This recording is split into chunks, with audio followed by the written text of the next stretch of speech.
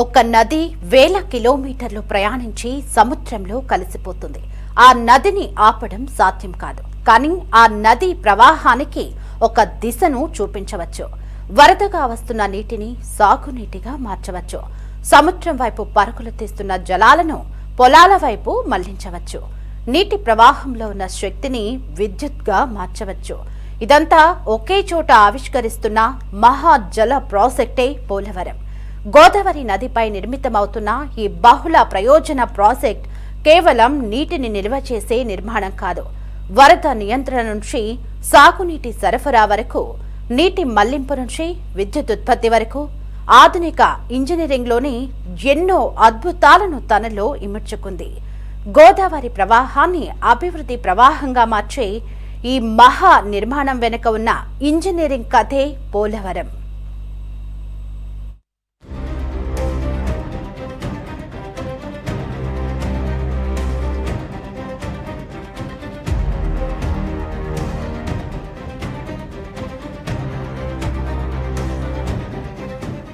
వరదల సమయంలో ఉగ్రంగా ప్రవహించే గోదావరి నదిని నియంత్రించడం అంత సులభం కాదు. అలాంటి భారీ వరద ప్రవాహాలను సురక్షితంగా నిర్వహించేందుకే పోలవరం ప్రాజెక్టులో అత్యంత కీలకమైన నిర్మాణాల్లో ఒకటిగా స్పిల్వేను రూపొందించారు. వరద సమయంలో ప్రాజెక్టుకు చేరే అదనపు నీటిని సురక్షితంగా దిగువకు పంపించడమే స్పిల్వే ప్రధాన ఉద్దేశం. భారీగా వరద నీరు వచ్చినప్పుడు దాన్ని పూర్తిగా అడ్డుకోవడం కాకుండా అవసరమైనంత నీటిని ప్రాజెక్టులో నిల్వ చేస్తూ మిగిలిన నీటిని నియంత్రణ మార్గంలో దిగువకు విడుదల చేస్తుంది. అందుకే పోలవరం ప్రాజెక్టులో స్పిల్వేకు అంతటి ప్రాధాన్యం ఉంది. గోదావరి ఉగ్ర ప్రవాహానికి ఇంజనీరింగ్ పరిజ్ఞానంతో సమాధానం చెప్పే నిర్మాణమే స్పిల్వే.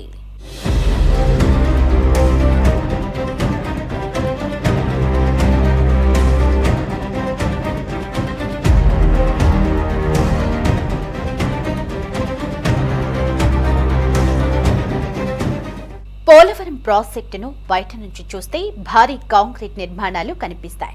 కానీ ఆ ప్రాజెక్టు అసలు బలం భూమి లోపల కూడా దాగి ఉంది. నదీ గర్భంలో నిర్మించిన డయాఫ్రమ్ వాల్ ప్రాజెక్టులో అత్యంత కీలకమైన భూగర్భ నిర్మాణాల్లో ఒకటి. నదీ గర్భంలోని నేలపొరల ద్వారా నీరు చొచ్చుకుపోకుండా డయాఫ్రమ్ వాల్ అడ్డుకుంటుంది. డయాఫ్రమ్ వాల్ బయట నుంచి చూస్తే ఇది కనిపించదు. కానీ ప్రాజెక్టు నిర్మాణం భద్రతలో దీని పాత్ర మాత్రం అత్యంత కీలకం. పోలవరం ప్రాజెక్టుకు కనిపించే కాంక్రీట్ నిర్మాణాలు ఎంత ముఖ్యమో కనిపించని ఈ భూగర్భ గోడ కూడా అంతే కీలకం. ఈ డ్యామ్ ని ఈసీఆర్ఎఫ్ డ్యామ్ అంటారు. అంటే earth cum rock fill dam. మా న్యాచురల్ కట్ లాగా ఏర్పడిపోతుంది అంతే. దానికి సిమెంట్ గిమెంట్ వాటర్ లీకేజ్ కాకుండా ఉండటం కోసం అని చెప్పేసి ఈ మధ్యలో దీని గ్యాప్ 1 దాని గ్యాప్ 2 అంటారు. 1750 మీటర్లు ఇది. అదొక 1/2 కిలోమీటరు. ఇది దగ్గర 2 కిలోమీటర్లున్నర సుమారు ఉంటుంది. ఇది ఎందుకు కట్టాల్సి వచ్చింది అని అంటే వాటర్ ఇక్కడ చాలా ఎక్కువ దూరం ఉంది కాబట్టి ఇక్కడ స్పిల్వే కట్టడానికి అనుకూలంగా లేకపోవటం వల్ల అక్కడికి వాటర్ ని మళ్లించడం కోసం అని చెప్పేసి ఇది గోదావరి నది న్యాచురల్ గా ప్రవహించే ప్రాంతం. ఇక్కడ గనక కట్టేసి ఆపితే ఈ నీళ్లు అటు డైవర్ట్ అయింది, స్పిల్వే కిందకి డైవర్ట్ అయింది. డ్యామ్ కట్టాలి అని అంటే నీళ్లు కింద నుంచి లీక్ అవ్వకూడదు. డయాఫ్రమ్ వాల్ అని చెప్పేసి ఆ గ్రౌండ్ లెవెల్ వరకే భూమి లోపల రాయి తగిలిందాకా కింద కడతారు. అది 1.5 మీటర్ వెడల్పు, అంటే ఒక 5 అడుగుల మందంలో ఒక వాల్ ని ఈ కొండమూడు దగ్గర నుంచి ఆ మధ్యలో కొండమూడు అక్కడి నుంచి అక్కడ దాకా దీన్ని నిర్మించారు. ఈ వాల్ కట్టే టెక్నాలజీ అంత లోతులోకి జర్మన్ కంపెనీ బావర్ కంపెనీ అని చెప్పేసి ఆ కంపెనీ దీన్ని నిర్మించడం జరిగింది. పోలవరం ప్రాజెక్టులో మరో అద్భుతం గేట్ల వ్యవస్థ. వేల టన్నుల నీటి ఒత్తిడిని ఎదుర్కొనేందుకు ఆధునిక హైడ్రాలిక్ గేట్ సిస్టమ్ కీలకంగా మారుతుంది. హైడ్రాలిక్ వ్యవస్థ సహాయంతో భారీ గేట్లను ఎత్తడం, దించడం, అవసరమైన స్థాయిలో నియంత్రించడం జరుగుతోంది. నీటి మట్టం పెరిగిందా? గేట్ల నిర్వహణలో మార్పులు అవసరమా? వరద ప్రవాహాన్ని నియంత్రించాలా?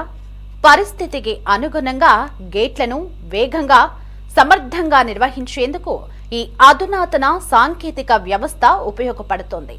భారీ నీటి ఒత్తిడిని ఎదుర్కొంటూనే గేట్ల నిర్వహణలో ఖచ్చితత్వాన్ని అందించడం దీని ప్రత్యేకత. అందుకే భారతదేశంలోని ఆధునిక హైడ్రాలిక్ గేట్ ఆపరేటింగ్ సిస్టంలలో పోలవరం ప్రాజెక్ట్ ప్రత్యేక స్థానాన్ని సంతరించుకుంది.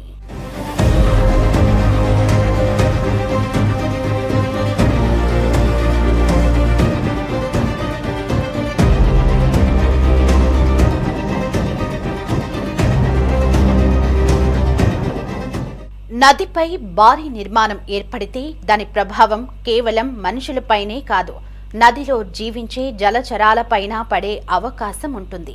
ముఖ్యంగా చేపలు ఒక ప్రాంతం నుంచి మరో ప్రాంతానికి వలస వెళ్లే సహజ మార్గానికి ఆనకట్టెలు, బ్యారేజీలు అడ్డంకిగా మారవచ్చు. అందుకే పోలవరం ప్రాజెక్టులో జలచరాల కదలికలను దృష్టిలో పెట్టుకుని ఫిష్ ల్యాడర్కు ప్రాధాన్యం ఇచ్చారు. చేపలు నీటి ప్రవాహానికి అనుగుణంగా ఒక స్థాయి నుంచి మరో స్థాయికి వెళ్లేందుకు వీలుగా ఏర్పాటు చేసే ప్రత్యేక మార్గమే ఫిష్ ల్యాడర్. అంటే అభివృద్ధి కోసం నదీ జలాలను వినియోగించుకుంటూనే ఆ నదిపై ఆధారపడే జలచరాల సహజ జీవన విధానాన్ని కూడా పరిగణలోకి తీసుకోవాలన్న ఆలోచన ఇందులో కనిపిస్తోంది. చేపలకి వాటి నేటివిటీకి అవి నివసించే విధానానికి ఇబ్బంది లేకుండా ఉండటం కోసం అని చెప్పేసి ఆ వైపు నుంచి బ్యారేజ్ అడ్డం ఉన్నా సరే ఇటు నుంచి అటు కానీ అటు నుంచి ఇటు కానీ చేపలు వలస వెళ్ళడానికి వీలుగా ఉండటం కోసం అని చెప్పేసి ఫిష్ ల్యాడర్ అనే ఈ టెక్నిక్ ద్వారా చేపలు ల్యాడర్ అంటే చేపలు నిచ్చెన మీద ఎక్కినట్టుగా ఎక్కి ఇటువైపు నుంచి అటుకి అటువైపు నుంచి ఇటుకి వెళ్ళడానికి అవకాశం ఉండే విధంగా దీన్ని నిర్మించారు. ఇది ఇక్కడే ఫస్ట్ టైం చాలా టెక్నికల్ మ్యాటర్ ఇది. ఆ నేచర్ని పర్యావరణాన్ని కాపాడటం కోసం, తర్వాత ఇక్కడ దీని మీద ఆధారపడి నివసించే చేపలకి ఏ రకమైన ఇబ్బంది లేకుండా చేప జాతులకు కూడా సంరక్షణలో భాగంగా ఈ ఫిష్ ల్యాడర్ని ఇక్కడ నిర్మించారు. పోలవరం కథ నీటిని నిల్వ చేయడంతోనే ముగియదు. ఆ నీటిలో దాగి ఉన్న శక్తిని కూడా వినియోగించుకునే అవకాశం ఇక్కడుంది. నీరు ఎత్తు నుంచి దిగువకు ప్రవహించినప్పుడు ఏర్పడే శక్తిని టర్బైన్ల ద్వారా విద్యుత్గా మార్చవచ్చు. ఇదే పవర్ జనరేటింగ్ సిస్టమ్ వెనుక ఉన్న ప్రధాన ఆలోచన. నీరు టర్బైన్లను తిప్పుతుంది, టర్బైన్లు జనరేటర్లను నడుపుతాయి, జనరేటర్లు విద్యుత్ను ఉత్పత్తి చేస్తాయి. అంటే ఒకే గోదావరి నీరు ఒకవైపు పంట పొలాలకు జీవం పోస్తే మరోవైపు విద్యుత్ ఉత్పత్తికి శక్తిగా మారుతోంది. నీటి లభ్యతను సాధ్యమైనంత సమర్థంగా వినియోగించుకుంటూ సాగుతో పాటు విద్యుత్ అవసరాలను కూడా తీర్చాలన్న లక్ష్యానికి ఈ పవర్ జనరేటింగ్ వ్యవస్థ ఒక ఉదాహరణగా నిలుస్తోంది. మనం పవర్ ప్రాజెక్ట్ దగ్గరకు వచ్చాం. ఇది 960 మెగావాట్స్ పవర్ ప్రాజెక్టు. ఈ వాటర్ ఇక్కడ ఆపాం కదా, ఈ ఎత్కం రాక్ ఫిల్ డ్యామ్ దగ్గర ఈ కొండను బేస్ చేసుకుని ఆపితే వాటర్ పాయింట్ ఇటు గుండా వచ్చేసి అటుపక్క టర్బైన్స్ అన్నీ ఉంటాయి. ఈ టర్నిస్ లో కూడా ఇప్పుడు 9 ఉన్నాయి, ఇక్కడ మొత్తం 9, 12 ఉన్నాయి. ఇవన్నీ కూడా అవతల పక్క టర్బైన్స్ ఉన్నాయి. ఇక ఆ వాటర్ మళ్ళీ అటుపోయి రివర్ లో కలిసిపోద్ది. ఆ వాటర్ స్టోరేజ్ బాగా ఉన్నప్పుడు అందుకని చెప్పేసి దీన్ని మల్టీపర్పస్ ప్రాజెక్ట్ అంటారు, బహుళార్థ సాధక ప్రాజెక్టు. ఈ పోలవరం ప్రాజెక్టు వలన వైజాగ్ నగరానికి త్రాగునీరు, తర్వాత ఈ ప్రాంతానికి కొంత సాగునీరు, అలానే ఇండస్ట్రీస్ కూడా ఇప్పుడు మన గూగుల్ డేటా సెంటర్స్ అన్ని వస్తున్నాయి. వాటికి కావాల్సిన వాటర్ మొత్తం కూడా దీని నుంచి వెళ్తా ఉంది. నార్త్ ఆంధ్రాకి ఇది పెద్ద వరం. బోర్డంతా వ్యవసాయానికి మన అవుట్పుట్స్ పెరుగుతూ ఉంటాయి. ఆంధ్రుల యొక్క కళ దగ్గర 100 సంవత్సరాల ముందు నుంచి దీన్ని చేస్తూ ఉన్నారు. ప్రతి ప్రాంతానికి నీరు సహజంగా చేరదు. కొన్ని ప్రాంతాలు ఎత్తులో ఉంటాయి, మరికొన్ని ప్రాంతాలకు కాలువల ద్వారా నీటిని తీసుకువెళ్లడం సాధ్యం కాకపోవచ్చు. అలాంటి చోట్ల ఎత్తిపోతల పథకాలు కీలకంగా మారుతాయి.